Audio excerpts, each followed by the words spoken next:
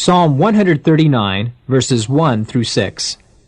Psalm 139 is a short course in theology, the science of God.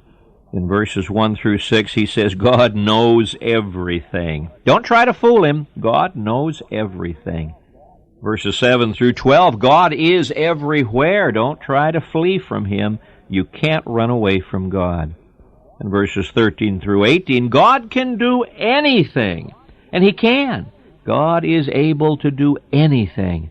And then 19 through 24, God is holy and just, and he wants us to submit to him. Well, let's look at verses 1 through 6. O Lord, thou hast searched me and known me. God knows everything about us. In fact, in these first 6 verses, there are 13 personal pronouns. You see, God knows us personally. God knows us personally. Now, very few people really recognize us in a crowd, but God does. With God, there are no crowds, only individuals. God knows us personally. You may feel very lonely and say, nobody knows me, nobody cares about me. Oh, God knows us personally.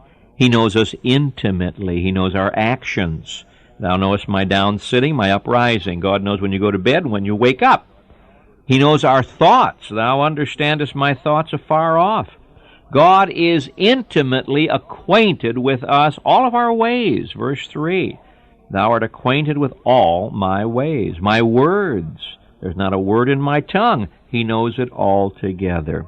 He's behind me. He's before me. He's laid his hand upon me. He is sovereign. I'm hemmed in. Now, what's your response to this? Well, our response is simply, praise the Lord. I'm glad that my Father in heaven understands me personally and intimately, and his hand is upon me. This doesn't make me afraid. Oh, it gives me confidence.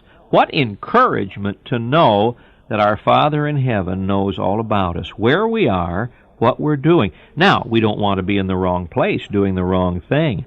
But if the child of God is walking in the will of God, he has the confidence that his Father in heaven is caring for him and knows every need.